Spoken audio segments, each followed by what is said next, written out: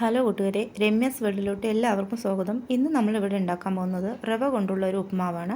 അതിനായി ഞാനിവിടെ ഒരു ബൗൾ റവയാണ് എടുത്തിരിക്കുന്നത്. നമുക്ക് ഗ്യാസിലോട്ട് ഒരു പാൻ വെച്ച് അതൊന്ന് ചൂടായി വരുമ്പോൾ ആ എടുത്ത് വെച്ചിരിക്കുന്ന റവ നമുക്ക് ആ പാനിലോട്ടിട്ട് നന്നായിട്ടൊന്ന് വറുത്തെടുക്കാം. വറുത്തെടുത്തതിന് ശേഷം റവ നമുക്ക് പാനിൽ നിന്ന് വേറൊരു ബൗളിലോട്ട് മാറ്റാവുന്നതാണ്. പാനിൽ തന്നെ ഇരുന്ന റവയുടെ അടിവശമെല്ലാം കരിഞ്ഞു പോകാൻ സാധ്യതയുണ്ട്. അതുകൊണ്ടാണ് നമ്മൾ വേറൊരു ബൗളിലോട്ട് മാറ്റുന്നത്. അതിനുശേഷം നമുക്ക് ഒരു പാൻ ഗ്യാസിലോട്ട് വെച്ച് അതിലോട്ട് എണ്ണ ഒഴിച്ച് എണ്ണയെല്ലാം ചൂടാകുമ്പോൾ നമുക്ക് ആവശ്യത്തിന് കടുകിടുക.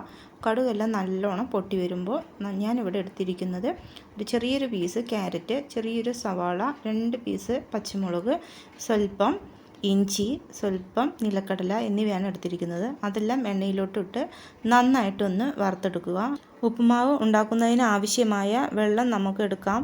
വെള്ളമെല്ലാം അതിലോട്ട് ഒഴിച്ചതിന് ശേഷം ഒരുവിധം തിള വരുന്നതിന് മുന്നേ തന്നെ നമുക്ക് 1/2 ടേബിൾ സ്പൂൺ നെയ്യും ആവശ്യത്തിന് ഉപ്പും ചേർത്ത് നല്ലോണം വെള്ളം ഒന്ന് തിളയ്ക്കുന്നതിനായിട്ട് വിടുക. വെള്ളമെല്ലാം ഒന്ന് തിളച്ച് വരുമ്പോൾ ഗ്യാസ് നല്ലോണം ഒന്ന് കുറച്ച് വയ്ക്കുക. കുറച്ച് വെച്ചതിന് ശേഷം നമ്മളിവിടെ വറുത്ത് വെച്ചിരിക്കുന്ന റവ അതിലോട്ട് കുറച്ചായിട്ട് ഇടുക. അത് ഇടുന്നതിനോടൊപ്പം തന്നെ നല്ലോണം ഒന്ന് ഇളക്കാൻ ശ്രമിക്കണം. ഇളക്കാതിരുന്നാൽ റവ എല്ലാ വശങ്ങളിലും കട്ട പിടിക്കാനുള്ള സാധ്യത കൂടുതലാണ്.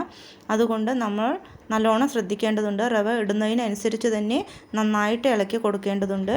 അങ്ങനെ ഇളക്കി നമ്മുടെ റവ ഉപ്പുമാവ് റെഡിയായിട്ടുണ്ട്. എല്ലാവർക്കും ഇഷ്ടമായ എൻ്റെ ചാനൽ ഒന്ന് സബ്സ്ക്രൈബ് ചെയ്യണേ.